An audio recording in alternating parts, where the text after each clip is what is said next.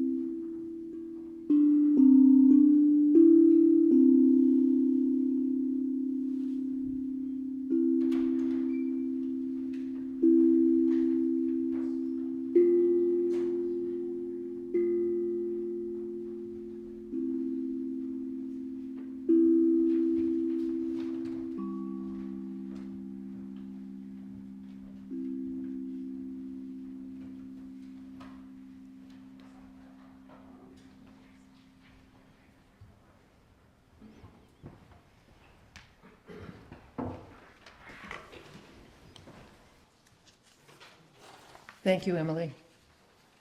And good morning, everybody.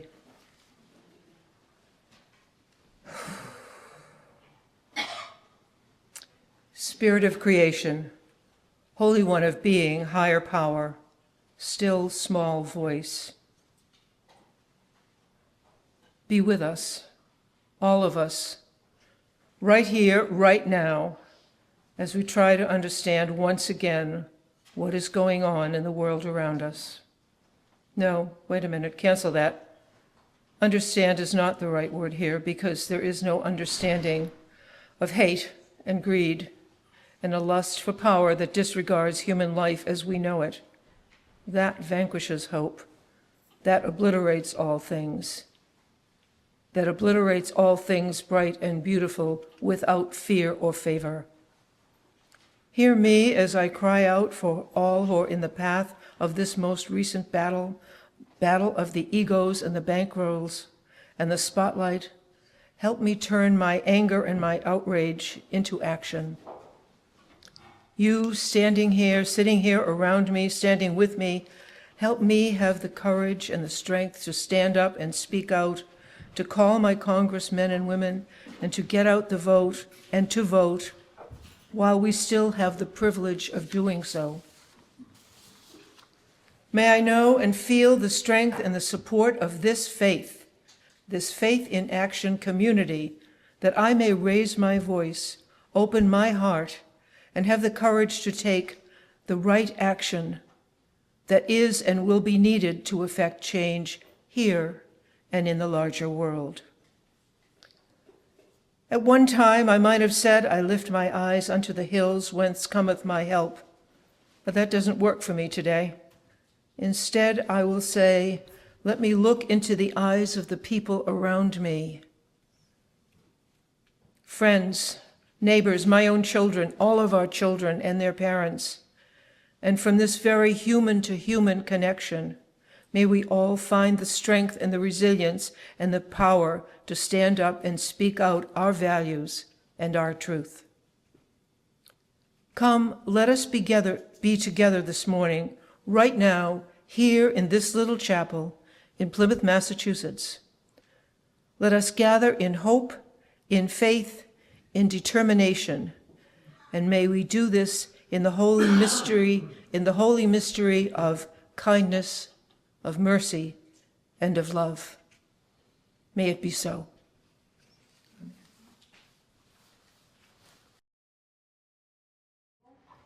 Let's recite our covenant together. Love is the spirit of this church, and service its law. This is our great covenant, to dwell together in peace, to speak the truth in freedom, to sing the truth in love, and to help one another. And please remain standing for Gathered Here, number 389. This is a round. I'd like to invite the chorus up, please. So we're going to all sing this together a number of times, and then we will be in 3 different groups. We're going to do it as a 3-part round.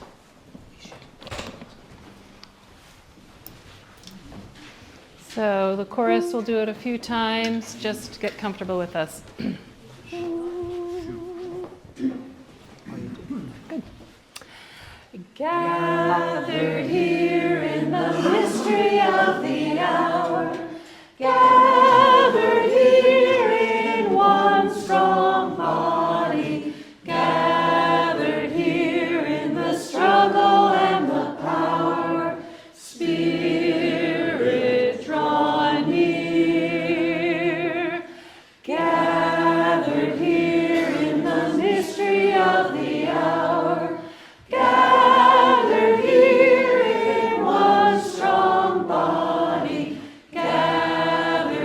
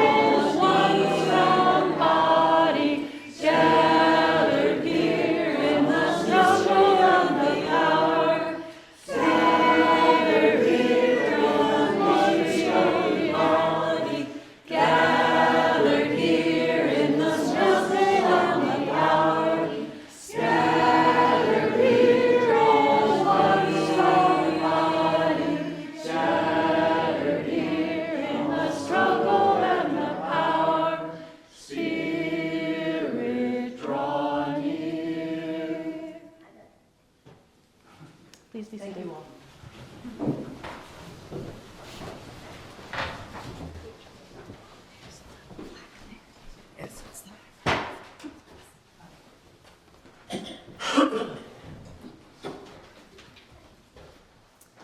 Good morning.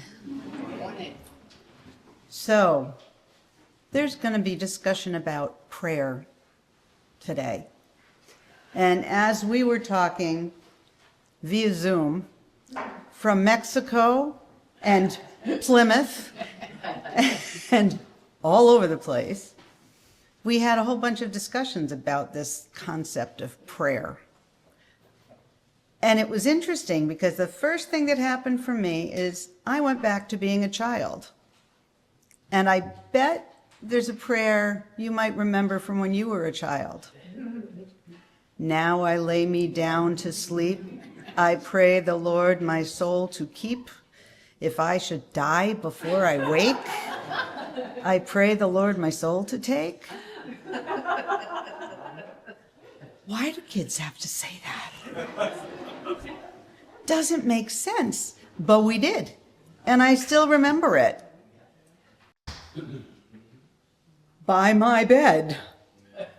Now I'm going to fast forward to teaching a bunch of children and getting a phone call in the middle of the day saying, turn on the news. The Twin Towers have been attacked. And I laughed because I couldn't believe it. That doesn't happen. We don't have wars anymore. We don't have these situations. And then I found out it was true. And then I prayed again. It was a different prayer. Had nothing to do with me dying before I woke up. But it had to do with, please keep the people I love safe. Please make this get under control quickly. Please make sure that we can have a safe country again. Fast forward to last week. I went to Mexico on vacation 2 weeks ago. It was awesome. It was restful. It was sunny. And yes, it was very warm. And then all of a sudden, we were getting messages about this blizzard. And we had to get home, but we couldn't get home when we planned.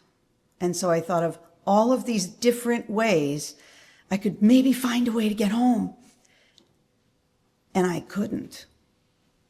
Then I finally found a way to get home, and all of a sudden, there was a shelter-in-place order from the U.S. Embassy.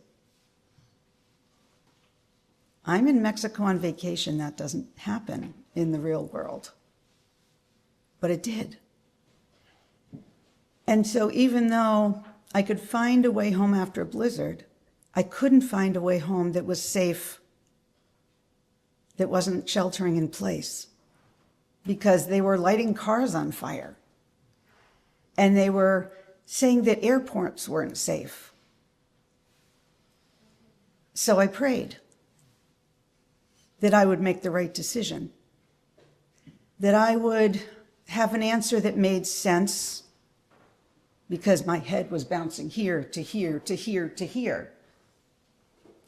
I prayed that I could stay calm, that I could stay positive, and yet I could make a smart decision. How come calm and positive doesn't always necessarily go with smart? But I prayed. All these different times in my life that I've prayed, I haven't said anything about God as an adult in my prayer, but I still prayed. I don't do it this way, but I might do this. And put my energy out and my thoughts out for the universe. And I prayed. And now I'm going to take the children upstairs, and we're going to talk some more about prayer. This little light of mine, I'm gonna let it shine. This little light of mine, I'm gonna let it shine. This this little light of mine, I will let it shine, let it shine, let it shine, let it shine.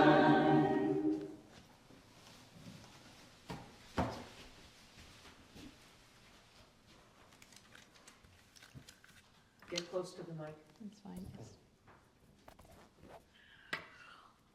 Worship is our shared Unitarian Universalist practice of exploring, connecting to, and creating the ways that our individual lives fit into a larger whole. Not all UUs share the same beliefs or opinions. Our religious tradition doesn't expect or require consensus, but our shared worship forms a vessel for us to find meaning together.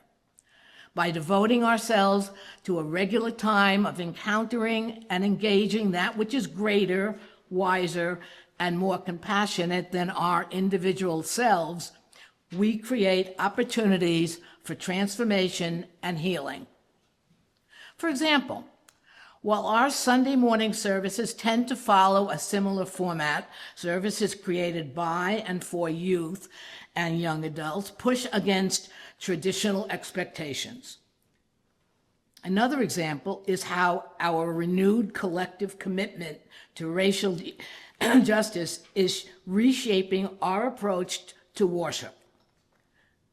Congregations steeped in traditional white Protestant style of worship or enmeshed in primarily white communities find themselves challenged and excited as they explore new ways of living into an authentic embodiment of Unitarian Universalism.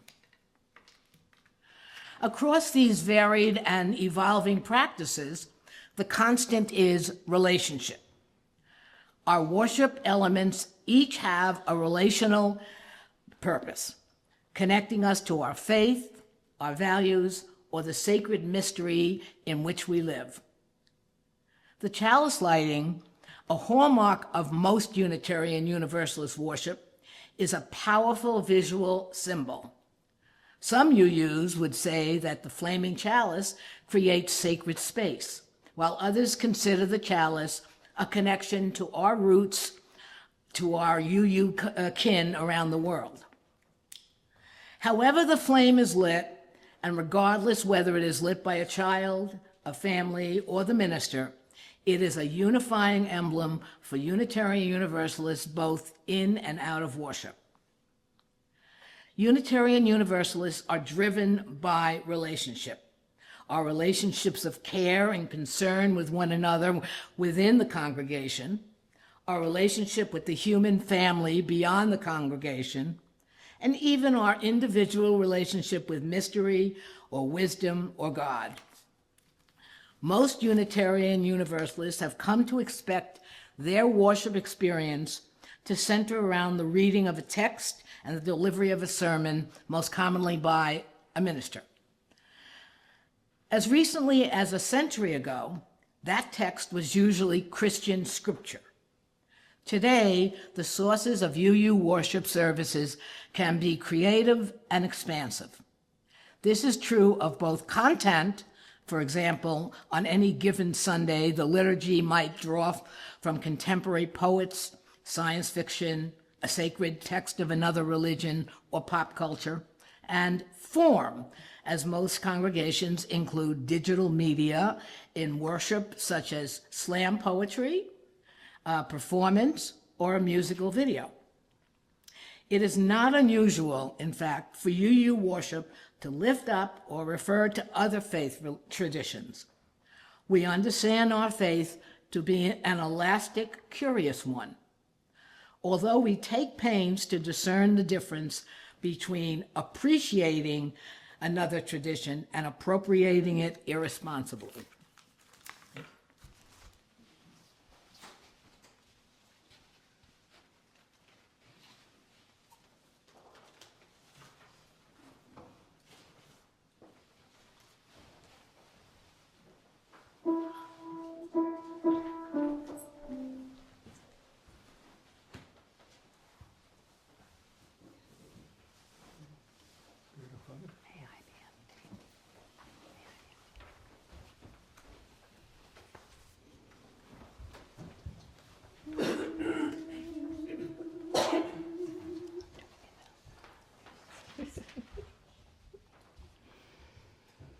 May I be empty and open to receive the light. May I be empty and open to receive. May I be full and open to receive the light. May I be full and open to receive. May I be empty and open to receive the light. May I be empty and open to receive. May I be full and open to receive the light. May I be full and open to receive. May I be empty and open to receive the light. May I be empty and open to receive. May I be full and open to receive the light. May I be full and open to receive.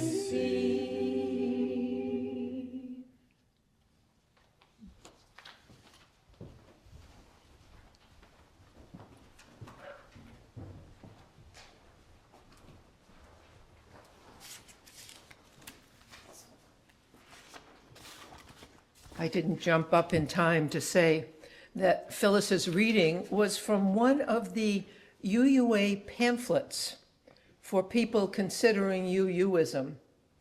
There's one on worship, there's one on theology, there's one on history, there's one on religious education, and I chose the one on worship to read today. And in hearing it again, I thought, she's just preached my sermon. Oh dear.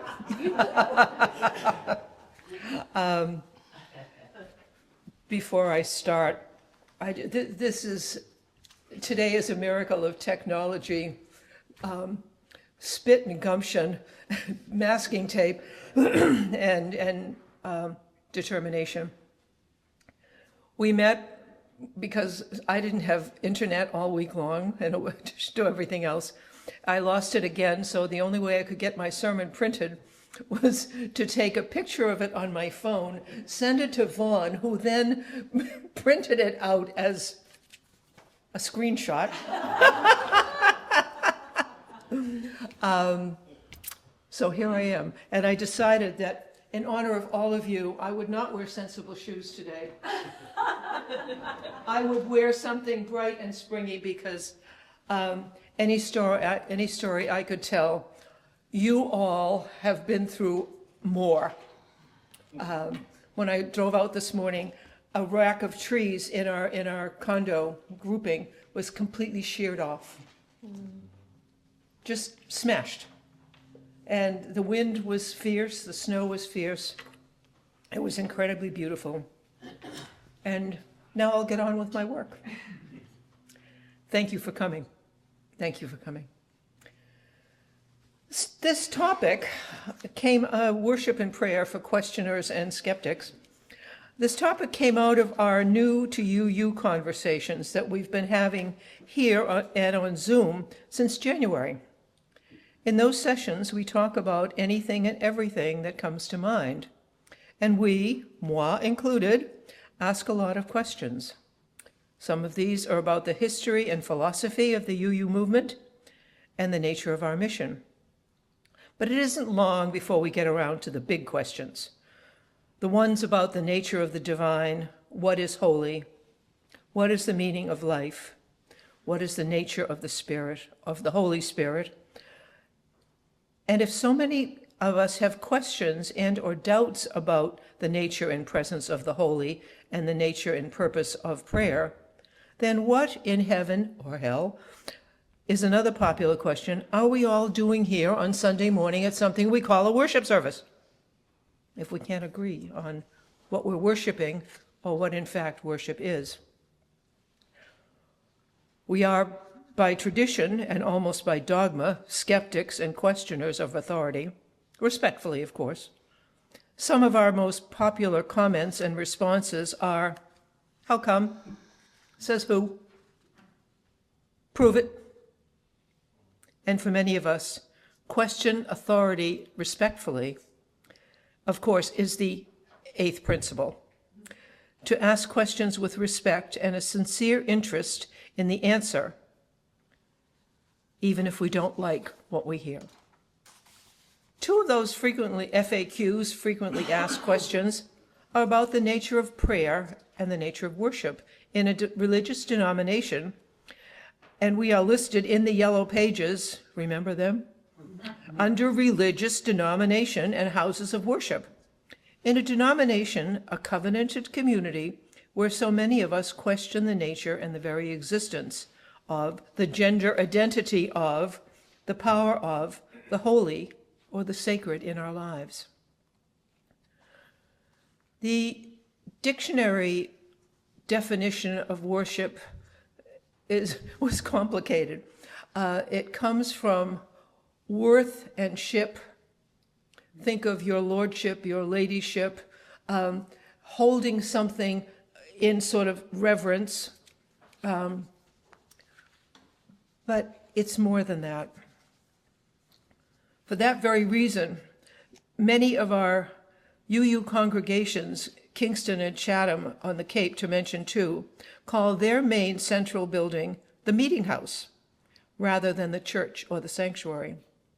As it happens, many congregations follow the traditional Protestant form of worship, but not necessarily the intent, but more about that later. The Society of Friends, the Quakers, sit facing one another in silent meetings on a Sunday morning in a plain and totally unadorned space. They meet not to give praise and thanksgiving, but to sit and be away from the noisy, angry world, to sit in silence and in community with one another and open themselves to the light within. And I want us to think back to what we sang, gathered here, and then what the choir sang, Open My Heart. We worked hard on tying all this together. They sit in silence and community with one another and open themselves to the light within. For many, that light is God. But for a significant few, that light is understanding, connection, and inspiration. And then if an individual feels so moved, he or she or they will stand and speak the words or the insights that have come to them. And then they will sit back down. No talk back, no discussion, no nitpicking, no fact-finding, just listening and being present to one another in the healing light of love.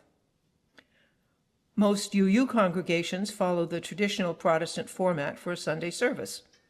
A traditional Baptist, Congregational, Episcopalian, Presbyterian is most often what we in the trade call the 3-hymn sandwich.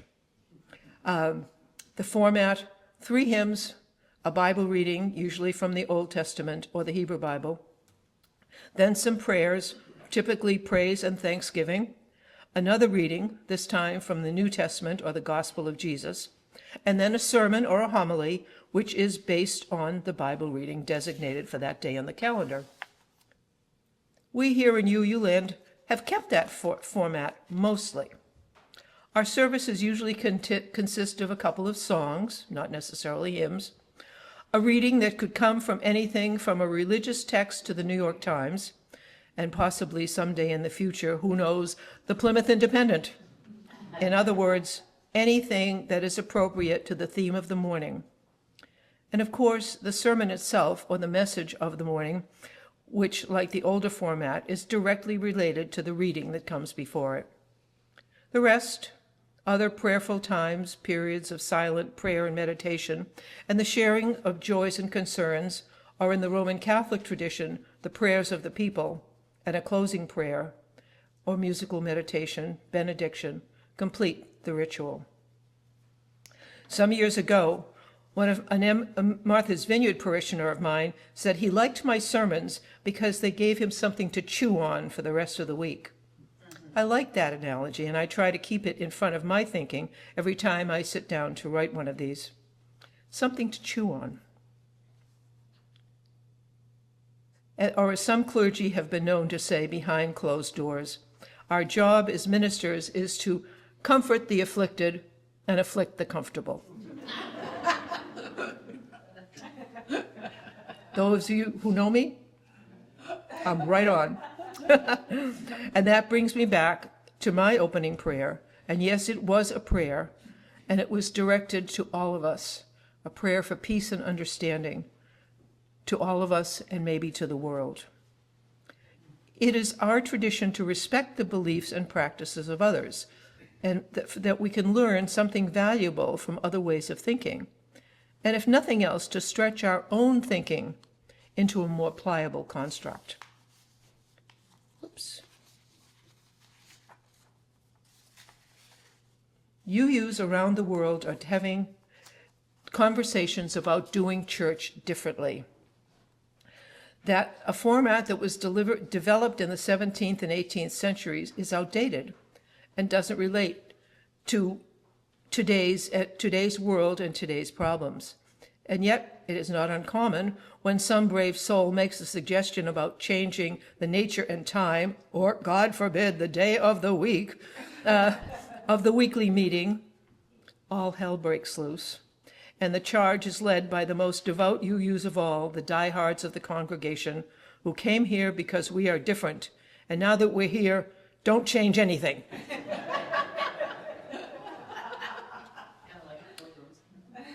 I wasn't going to say if the shoe fits, wear it, but I won't say that.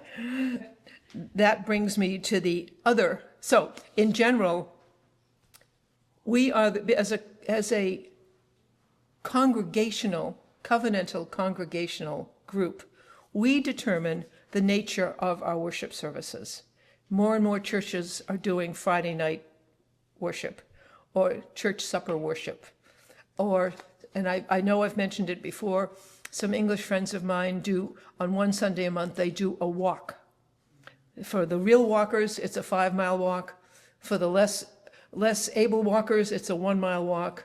For the walkers who don't walk at all, they meet in the parking lot of the nearest pub, and they all have lunch together. Is it worshiping? I don't know. Is it honoring their community? It is honoring the nature by walking in it and appreciating, honoring each other's abilities, different times for starting. Most of all, it's community. And I think when you ask a UU, why do you come here? Often it's the coffee first, but really it's the community. It's the people. It's the people and the acceptance that you feel for maybe not believing what everybody else, or you think they believe, but just for who you are. And if you're differently abled, you're accepted. And we try to accommodate all of that, not make you feel different, but make you feel included. And we learn from that. And that brings me to the other topic of my message this morning, and that is prayer. What do we UUs do when we pray, if we pray? And to that end, Emily and I are going to do a little dramatic interlude about stop laughing, about the nature of prayer. The nature of prayer. Now, where did I put this, girlfriend? All right. This is called Kitchen Table Communion. You're a minister, she said. So tell me, how do you pray?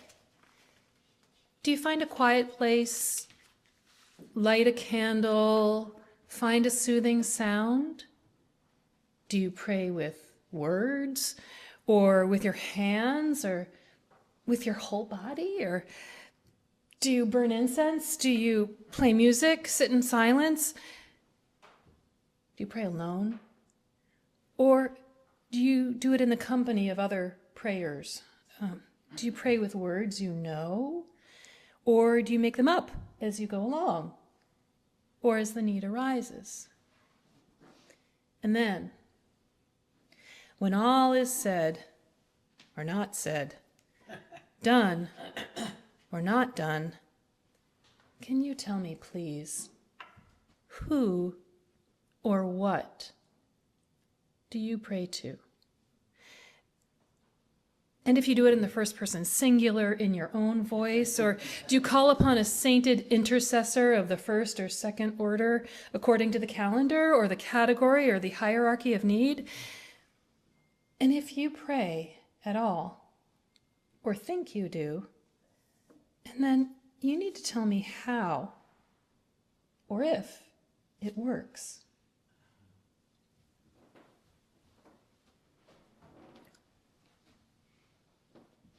You get over there. Staging. How do I pray, you ask? Mostly on the fly, if I'm going to be honest. On the way from here to there, one more layer of multitasking, at which I'm very good. Unless in my hellfire rush to get things done, I trip over my own goddamn feet, or words, or best laid plans. I can only say for me, prayer is a state of mind, a state of being, like breathing in and out, like the beating of my heart.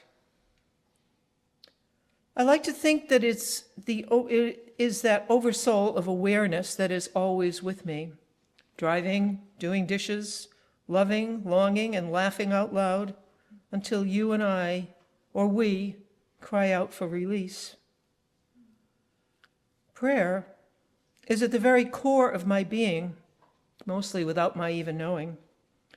But I do know one thing about prayer, and that is, prayer is to be aware. It is to be open to and for the mystery that is ever present, the ongoing miracle of now in the moment I am standing right here with both feet flat on the floor. But how do you know? She persisted. How will I know if I'm really getting it right? I mean, like catching the wave, the great understanding, the orgasmic aha!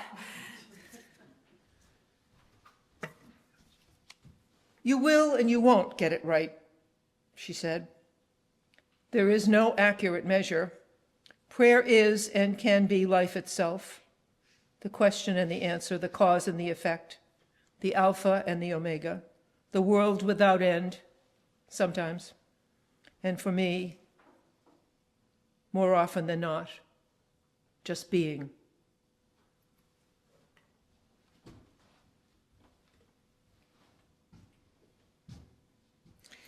And then we both stood up, tucked in our chairs, rinsed out our coffee cups, and set about getting on with the day, because we both had so much to do and so very little time to get it all done.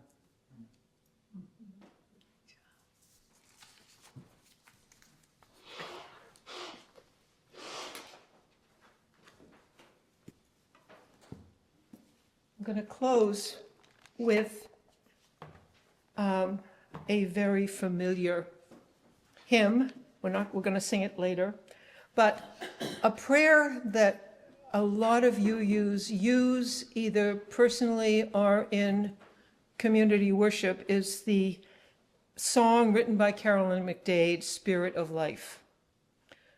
We sing it, but do we really hear the words? I'm going to read them to you now. Spirit of life, come unto me. This is all about opening. Spirit of life, come unto me.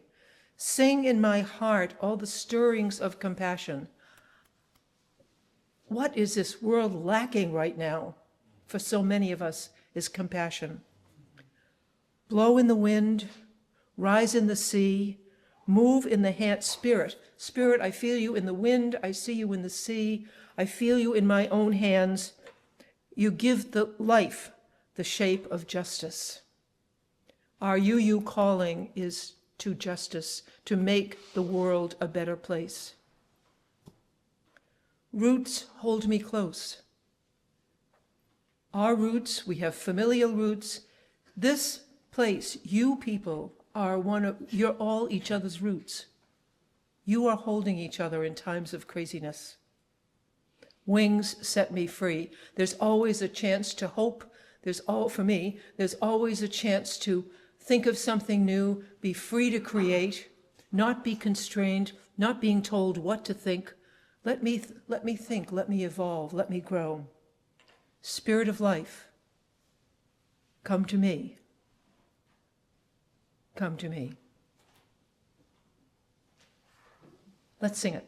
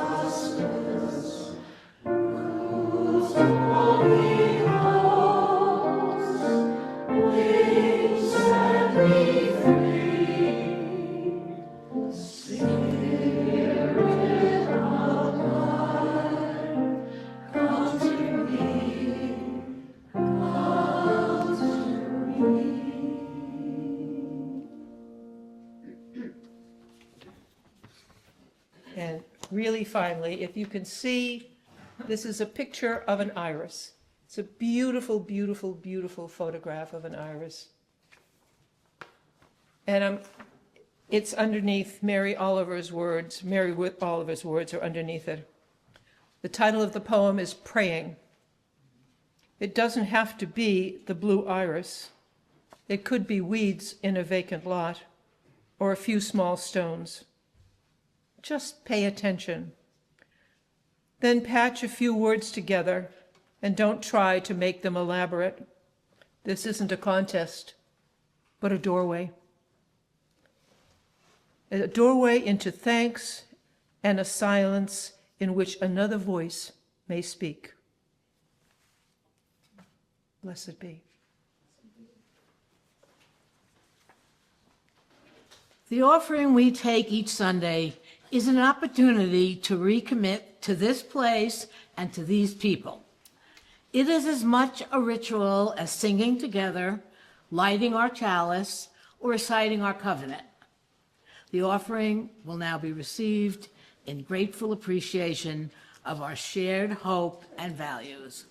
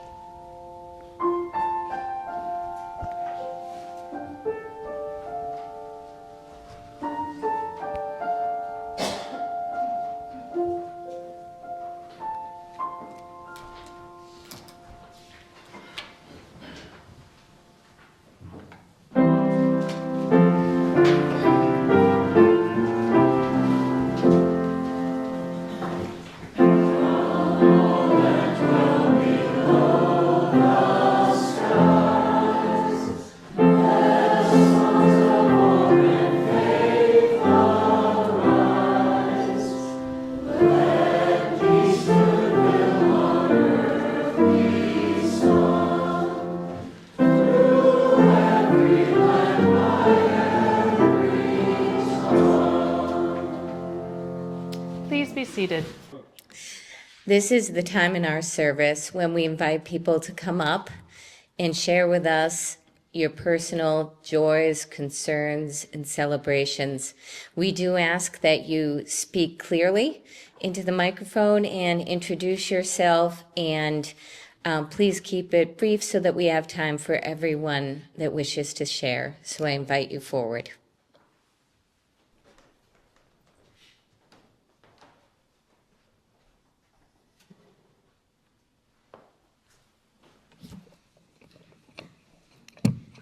I light this final candle for all those joys and sorrows that are within this community but are unspoken. May we hold each other's joys and sorrows in our hearts as we go forward this week and endeavor to help one another.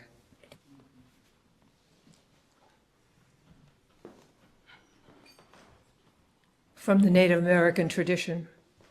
Hear, O humankind, the prayer of my heart.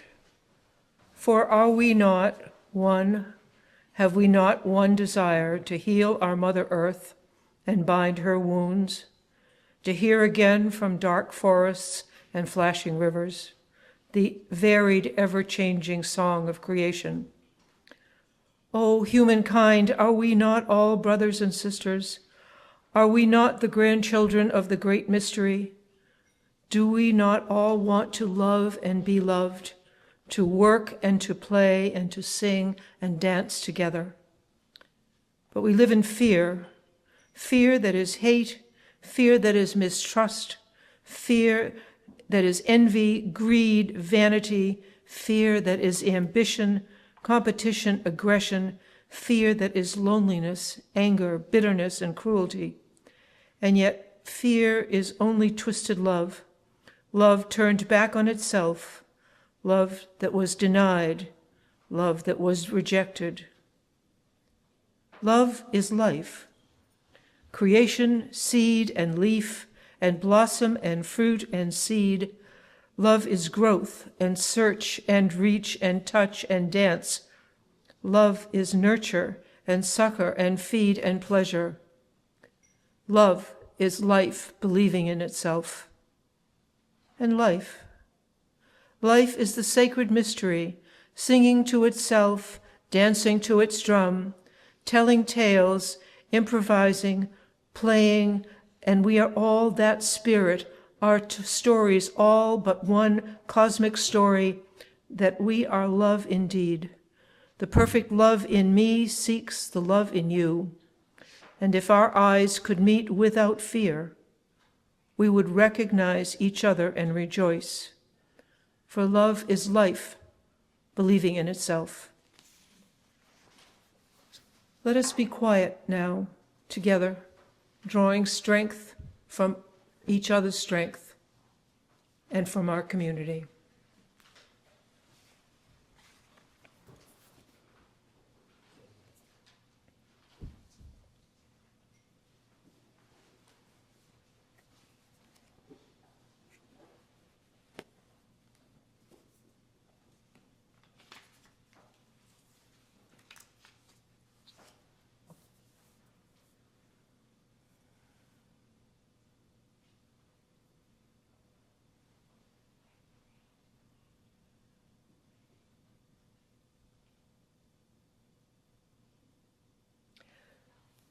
May it be so. For our closing song, and don't you dare touch your hymn books, we're going to sing something called Every Time I Feel the Spirit. And the first time it's in our hymn book, it's even more traditional, it's a gray hymn book. The first time I heard it really sung was at a minister's retreat. And it was, how do we minister to one another? And this beautiful, wonderful, marvelous African-American little powerhouse of a lady got up and said, I'm going to teach you all how to sing this song. And forgive me, I'm going to do my best with the accent. I had permission to use it. And she said, now leave those hymn books. She said, I know what you white people are all like. You get your hymn book and you sing. And you hide behind it. Now this is an easy song. And when you sing it, I want you to feel it. And every time I feel the Spirit moving in my heart, I will pray. Can't feel the Spirit unless you're open to it. You can't stuff a new coat in a closet that is stuffed. You got to make room. Got to open it up. So we sang, we mostly white Anglo-Saxon Protestants, looking longingly at our hymn books, wishing we could hold them for security, you know, our security comfort hymn book. But she said, no, sing this out. And the words are going to be up here, are they not, Lydia? Where are you? They're up. Yeah, they're up.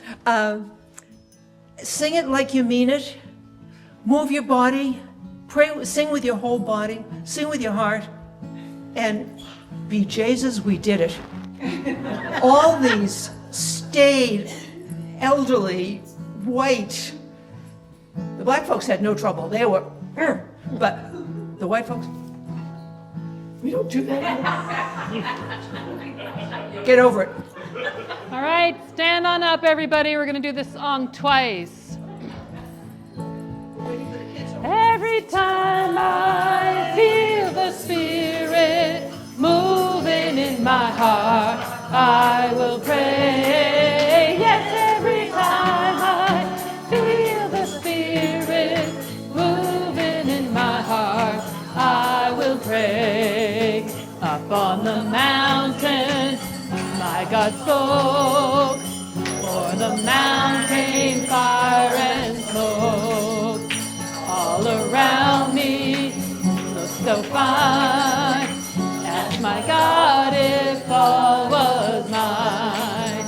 Yes, every time I feel the Spirit moving in my heart, I will pray. Yes, every time I feel the Spirit moving in my heart, I will pray. Up on the mountain, like a cold, chills the body, not the soul. Ain't but one train on this track, runs to heaven and right back. Let me hear you. Yes, every time I feel the Spirit moving in my heart, I will pray. Yes, every time I feel the Spirit moving in my heart, I will pray. Every time I feel the Spirit moving in my heart, I will pray. Every time I feel the Spirit moving in my heart, I will pray. Up on the mountain, my God spoke, for the mountain fire and smoke. All around me, so fine. I asked my God if all was mine. Yes, every time I feel the Spirit moving in my heart, I will pray. Yes, every time I feel the Spirit moving in my heart, I will. The River Jordan, right cold, fills the body, not the soul. But one train on the track to heaven and right back. Every time I feel the Spirit moving in my heart, I will pray. Yes, every time I feel the Spirit moving in my heart, I will pray.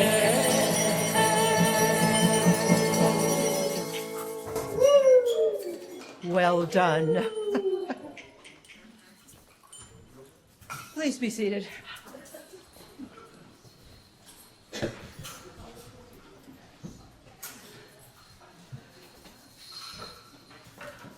My benediction this morning is a piece I read at Christmas.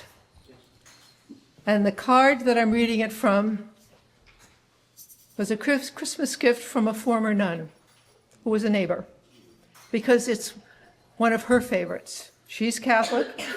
The man who wrote it is American Baptist. I'm a Unitarian. This is who we are. It's called Now the Work of Christmas Begins. When the song of the angels is stilled, when the star in the sky is gone, when the kings and the princes are home, when the shepherds are back with their flocks, the work of Christmas begins. To find the lost, to heal the broken, to feed the hungry, to release the prisoner, to rebuild the nations, and bring peace among the people, to make music in the heart. Go in peace.